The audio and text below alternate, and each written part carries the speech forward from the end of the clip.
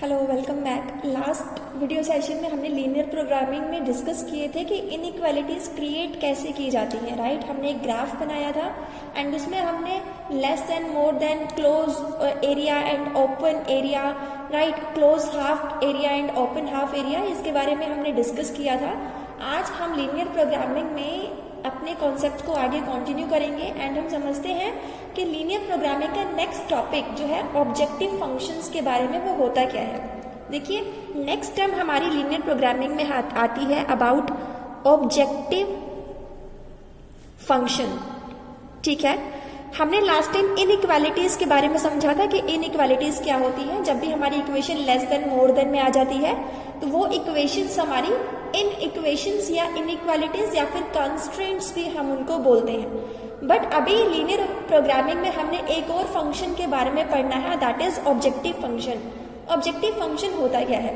देखिए, objective function है कि हमारे इक्वेशन में या हमारे कॉन्सेप्ट का पर्पस क्या है, ऑब्जेक्टिव क्या है, जिसे हम डिनोट करते हैं, एक्सप्रेस करते हैं कैपिटल Z के थ्रू। फॉर एग्जाम्पल, मान लीजिए कि कोई कंपनी है, राइट, वो कंपनी प्रोडक्शन करती है। आपको इंफॉर्मेशन दी जाती है सारी कि ये कंपनी A प्रोडक्ट को बनाने में इतनी कॉस्ट अकर करती है और B प्रोडक्ट को बनाने में इतनी कॉस्ट अकर करती है, तो टोटल कॉस्ट कितनी आएगी। और आपको या फिर ये कहा जाता है कि कंपनी किस तरह से कितनी यूनिट्स A और कितनी यूनिट्स B का प्रोडक्शन करे ताकि कंपनी की जो कॉस्ट है वो कम से कम आए। तो यहाँ पर कंपनी का ऑब्जेक्टिव क्या हुआ? कंपनी का ऑब्जेक्टिव हुआ अपनी कॉस्ट को मिनिमाइज करना। तो किसी भी कंपनी का ऑब्जेक्टिव क्या हो सकता है? कंपनी का ऑब्जेक्टिव हो सकता है to minimize cost, right, cost को कम करना, ये कंपनी का ऑब्जेक्टिव हो सकता है जिसे हम Z से डिनोट करते हैं। या फिर कंपनी का ऑब्जेक्टिव हो सकता है टू मैक्सिमाइज प्रॉफिट, प्रॉफिट को मैक्सिमाइज करना, ये भी कंपनी का ऑब्जेक्टिव हो सकता है। ओके, तो मींस ऑब्जेक्टिव फंक्शन होता है वो फंक्शन जिसको हमने मिनिमाइज और मैक्सिमाइज करना है। कॉस्ट को हमेशा मिनिमाइज किया जाता है एंड प्रॉफिट्स को हमेशा मैक्सिमाइज किया जाता है। ठीक है, तो इनइक्वालिटीज को सॉल्व करते टाइम x एंड y की वैल्यू जहां पर मिनिमम आएगी वहां पर हमारी कॉस्ट मिनिमाइज हो जाएगी एंड हमारे कंस्ट्रेंट्स में जो वेरिएबल्स है x एंड y, उनकी वैल्यू हमें मिल जाएगी। ठीक है, एंड z की वैल्यू जहां पर हमें मिनिमम कॉस्ट मिलेगी वो z फंक्शन का हमारा आंसर आ जाएगा। एंड मैक्सिमाइजेशन में मतलब प्रॉफिट को मैक्सिमाइज करना, तो x एंड y वेरिएबल की जो वैल्यू है वो हमें z यानी ऑब्जेक्टिव फंक्शन जहां पर मैक्सिमम प्रोवाइड करेंगे वो हमारा उस पॉइंट पर हमारा प्रॉफिट मैक्सिमम हो जाएगा। ठीक है, इस पूरे कॉन्सेप्ट को हम एक एग्जाम्पल की हेल्प से समझेंगे कि किस तरीके से इस कॉन्सेप्ट को सॉल्व किया जाएगा। सो अभी मैं आपके लिए एक एग्जाम्पल ले रही हूँ। बुक है बीकॉम ऑनर्स की बिजनेस मैथमेटिक्स के जीवन संस पब्लिकेशन की ये बुक है, जिसमें एक एग्जाम्पल हमें दिया हुआ है। बहुत ही इजी, इसमें हम समझेंगे कि इस क्वेश्चन को कैसे सॉल्व करना है। आपको बताया गया है कि a furniture firm manufactures chairs and tables each requiring the use of 3 machines. एक manufacturing company table and chair का प्रोडक्शन करती है जिसमें 3 मशीन की जरूरत होती है, machine A, machine B and machine C की। Production of 1 chair require 2 hours on machine A।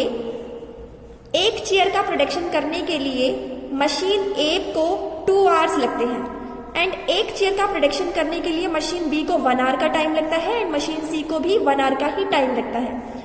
और वहीं हमें टेबल की इंफॉर्मेशन भी गिवन है कि एक टेबल का प्रोडक्शन करने के लिए मशीन A को 1 आवर का टाइम लगता है, मशीन B को भी 1 आवर का ही टाइम लगता है, लेकिन मशीन C को 3 आवर्स का टाइम लगता है। आगे आपको बताया हुआ है the profit realized by selling 1 chair is 30 rupee. एक चेयर बेच के जो प्रॉफिट कंपनी कमाती है वो कितना है? 30 रुपीज है, जबकि एक टेबल को सेल करके कंपनी जो प्रॉफिट कमाती है वो 60 रुपी है। आगे है the total time available per week on machine A is 70 hour. एक वीक में आप मशीन A में प्रोडक्शन करने के लिए 70 आवर्स यूज कर सकते हो और मशीन B के लिए टोटल 40 आवर्स अवेलेबल है एंड मशीन C को यूज करने के लिए 90 आवर्स अवेलेबल है। Develop a mathematical formulation so as to find the number of chair and tables that should be made per week so as to maximize the profit. हमने क्या करना है, mathematical inequalities formulate करनी है, जिससे हम ये जान सके कि कितने नंबर ऑफ चेयर एंड कितने नंबर ऑफ टेबल का प्रोडक्शन किया जाए ताकि कंपनी अपने प्रॉफिट को मैक्सिमाइज कर सके।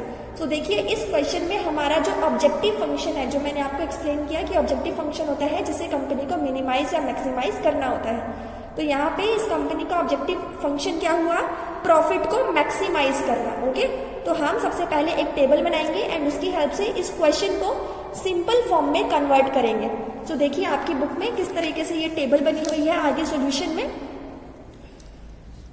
First we construct a table for the given data. हमने मशीन्स ले ली, machine A, machine B and machine C. ये चेयर का प्रोडक्शन, ये टेबल का प्रोडक्शन। मशीन ए के लिए पर वीक हमारे पास टोटल टाइम अवेलेबल है 70 आवर्स का, लेकिन मशीन ए एक चेयर का प्रोडक्शन करने के लिए टाइम लेती है 2 आवर्स और एक टेबल का प्रोडक्शन करने के लिए टाइम लेती है 1 आवर। इसी तरीके से मशीन बी की डिटेल्स गिवन है एंड मशीन सी की भी डिटेल्स हमें गिवन है। प्रॉफिट हमें बताया हुआ है कि एक चेयर को बेचकर कंपनी 30 रुपये का प्रॉफिट अर्न करती है, जबकि एक टेबल को बेचकर कंपनी 60 रुपये का प्रॉफिट अर्न करती है। So let X chairs and Y tables be produced per week to maximize the profit. तो हम ये मान लेते हैं कि कंपनी प्रॉफिट को मैक्सिमाइज करने के लिए X number of chair produce करती है and Y number of table produce करती है। बिकॉज देखिए प्रॉफिट कमाना है तो चेयर एंड टेबल्स का नंबर ऑफ प्रोडक्शन 0 तो रह नहीं सकता, आपको कुछ ना कुछ चेयर और कुछ ना कुछ टेबल तो प्रोडक्शन करना ही पड़ेगा, राइट। तो हमने अज्यूम कर लिया कि let's assume company X number of chair and Y number of table का प्रोडक्शन करती है। So late Z denote the total profit. Z क्या है, हमारा टोटल प्रॉफिट को डिनोट कर रहा है। Z is the objective function. Objective function यहाँ पे क्या है, प्रॉफिट को मैक्सिमाइज करना। Okay, so next is the profit on selling 1 chair 30 रुपये होता है and profit on selling 1 table 60 रुपये का होता है।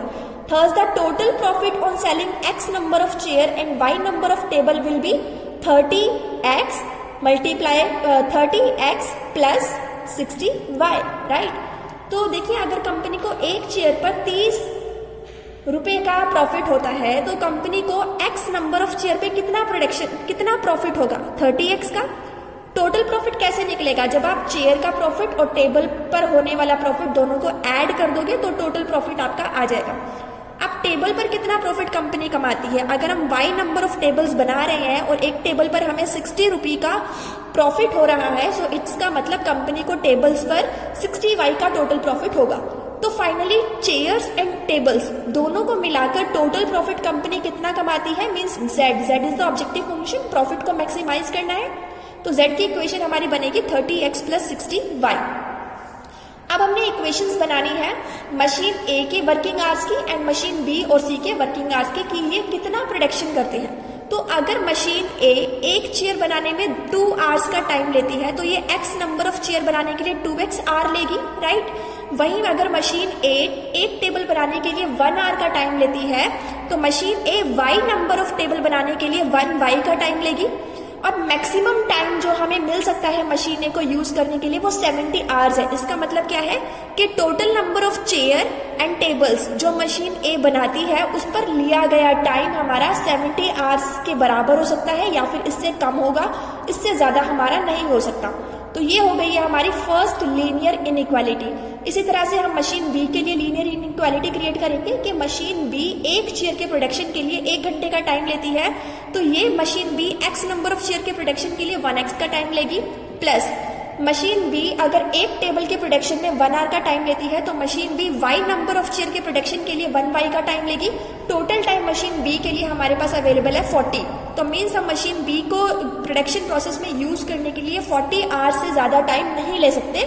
सो X चेयर का प्रोडक्शन प्लस टेबल्स का production will be less than and equal to 40। इसी तरीके से हमने मशीन सी के लिए करना है कि मशीन सी अगर एक चेयर के प्रोडक्शन के लिए 1 आवर का टाइम लेती है तो टोटल चेयर्स के प्रोडक्शन के लिए x आवर्स का टाइम लेगी, प्लस मशीन सी अगर एक टेबल के प्रोडक्शन में 3 आवर्स का टाइम लेती है तो ये Y नंबर ऑफ टेबल्स के प्रोडक्शन के लिए 3Y का टाइम लेगी।